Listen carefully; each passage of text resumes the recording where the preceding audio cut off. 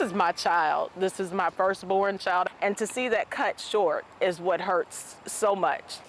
A grieving mother waiting for answers tonight in her son's killing. And now she's pushing state lawmakers to change Indiana law. Police found Chris Fitzgerald II shot inside of an apartment last January on the west side of Indy. Here we are months later, and detectives are still working the case. As Ashton Hackman explains for us tonight at 6, family says uncooperative witnesses now are slowing the investigation. My son was loving, he was fun. Sharita Williams now finds herself in a group she never wanted to join, a mother waiting for answers in her son's killing. Christopher Fitzgerald II was shot inside an apartment near West 38th Street and I-465 on January 27th. He was rushed to the hospital but didn't survive.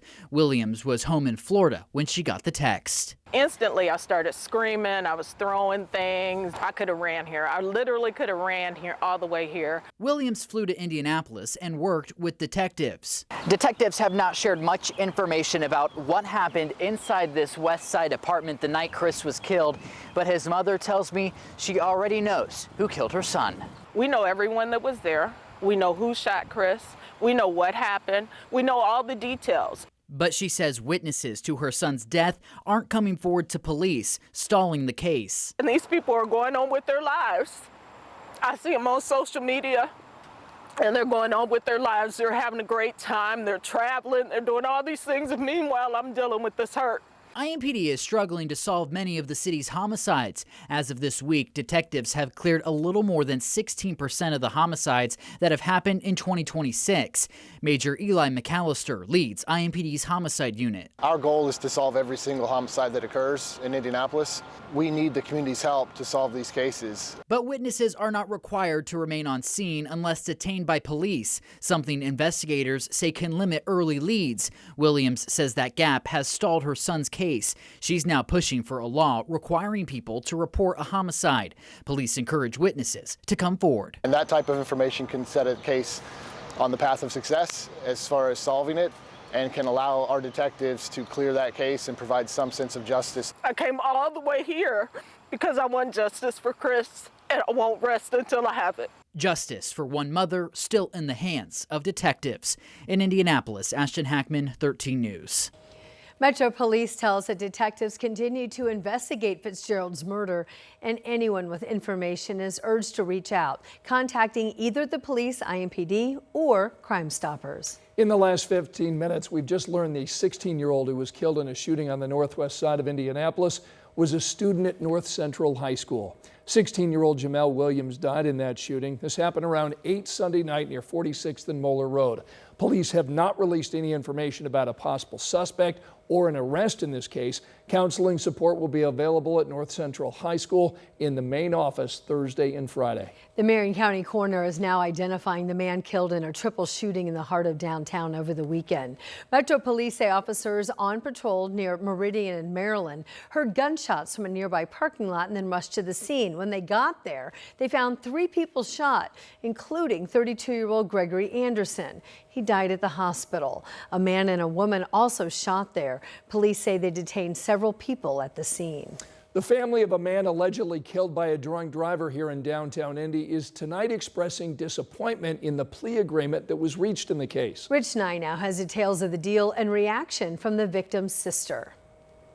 26-year-old Brian Camacho Calleja has signed a plea agreement admitting to driving drunk in September of last year and causing the crash that killed 31-year-old Aaron Radford. Camacho Calleja's Dodge Charger slammed into a GMC Yukon at the intersection of Ohio and East Streets.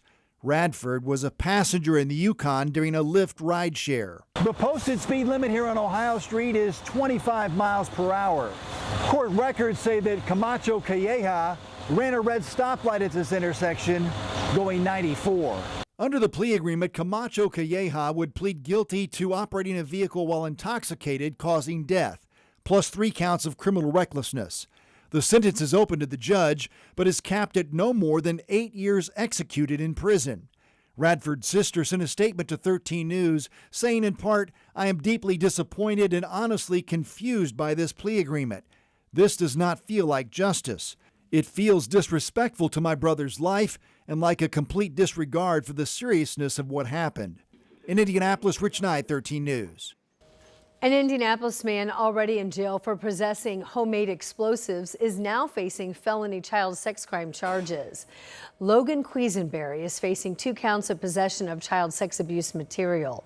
Court documents reveal that police found sexually explicit photos of children under the age of 12 while they were investigating a shooting. Police then arrested Quisenberry for shooting into a car along I-465 last summer. Court documents also say that officers reportedly found drugs, cash, and explosive devices at Quisenberry's home. He's pled not guilty to all charges.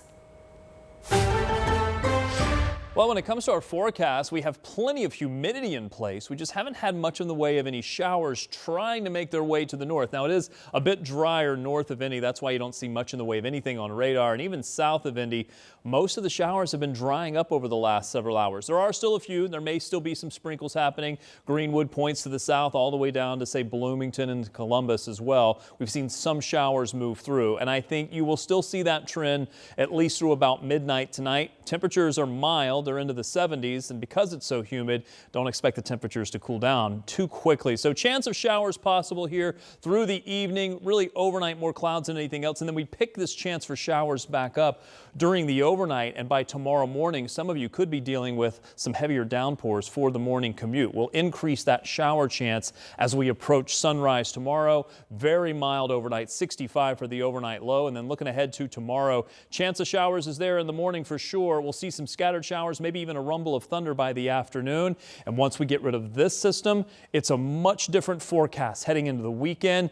I'll talk about a drier pattern that's on the way coming up. All right, Rob, thanks so much. Good news if you drive in Hamilton County. All of the construction along State Road 37 in Fishers is now complete. That after the final interchange at 141st Street is back open right now. It's all part of the State Road 37 improvement project, nearly a decade in the making. Boy, we've had to be patient. Samantha Johnson talked to people with a front row seat to all of the construction. Sam? This is the final phase of 8 years of transformation along State Road 37 here in Fishers. Mayor Scott Fadden is telling us this is about improving quality of life. Taking your kids to practice, getting to work just got a lot easier. It's also about promoting businesses nearby. Yeah, I can't thank the small businesses along here enough for their patience. Obviously, extremely disruptive during these road projects, but ultimately I do think this will cause better commerce along this corridor.